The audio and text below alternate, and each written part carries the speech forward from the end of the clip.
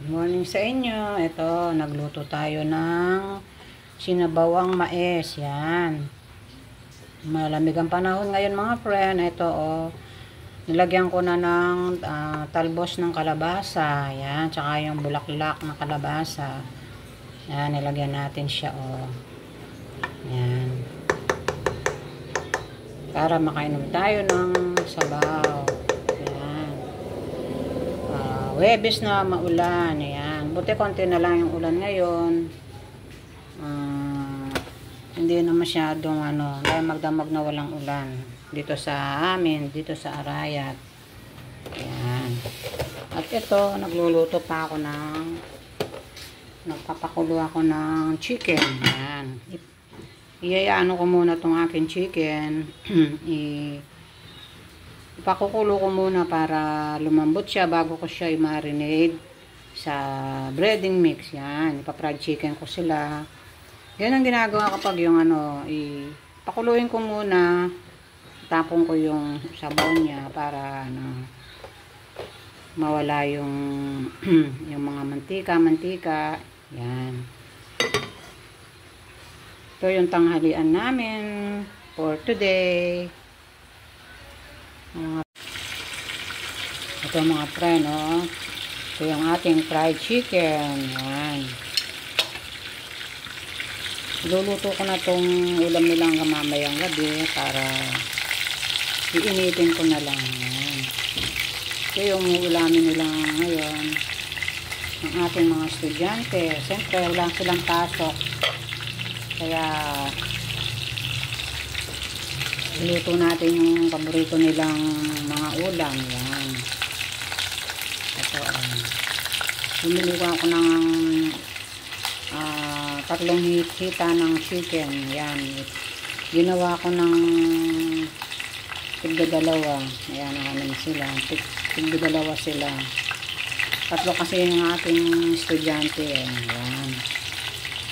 Ito ang kanilang ulam. Tapos itong ulam namin yung Daddy Lolo, yung suwam na mais, yung ginisang mais. Yan. Kapakainin ko din sila nito para may sabaw sila. Pipilitin ko kumain sila ng ganito. Yung ginisang mais. Yan. Nilagyan ko ng gulay. Yan. Ito yung kanilang tanghalian. Yan. Makulimlim pa rin ang panahon mga friend. Yan, sana yung bagyong si Emong wag na sana maglandfall sa sa Ilocos kasi Ilocos ang niya ang sentro niya. Kaya sana ingin natin kay Lord na wag nang maglandfall at idalhin na lang niya sa sa dagat. Yan. Para walang ma-perish yung tao, di ba mga friends? Kaya mag-pray lang tayo kay Lord. Wala namang imposible sa Kanya. Hingin natin sa Kanya Kanyang gabay hanggang mawala na yung bagyo. Ayan. Lagi lang tayo mag-pray para pakinggan tayo ni Lord na taos-puso tayong humingi sa Kanya ng patnubay. Ayan. Kaya yung mga binahaan dyan sa kasaan man lugar na may baha, ingat lang po kayo. Wala tayo pong magagawa dahil tag-ulan ngayon. Ayan.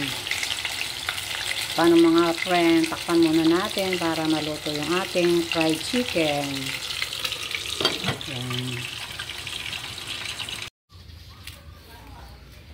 Ayan mga friend, tingnan mo yung weather natin, makulimlim. Yan, basang-basa yung ating kagagaling lang umulan dito ngayon. Pero mahina lang mga friend. Yan. Yung bundok natin, yung bundok ng Arayat, di na makita dahil sa dami niyang bundok ng Arayat. Ito, dito sa harap ng bahay namin. Yan, puro Luna, huwag kang bababa. Ay, huwag kang lalabas, ha? Huwag kang lalabas, ha?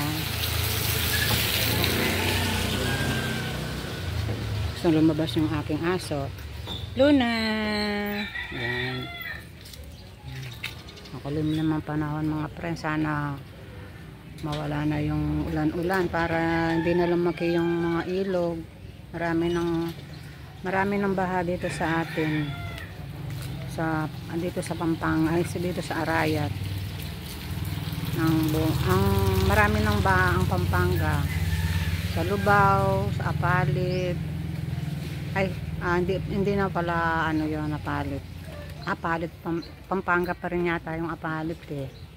Tsaka yung Makabebe. Yan, may mga bahana. Tapos yung dito sa Arayat, yung ilog, malaki na rin din. Kaya ingat-ingat lang po tayo sa baha. Paso na baha. Hindi ka na nakapaligo, Luna, no? Wala ka bang mga... Yan yung aking aso. Ilang araw na yun. Ilang araw na hindi naliligo kasi malamig. Luna? Luna. Tingnan natin. Wala kang... Ang aking aso ilang araw na rin hindi naliligo. Luna. Laki na ng aking aso. Si Luna. Yan. Ilang araw na rin hindi naliligo dahil malamig.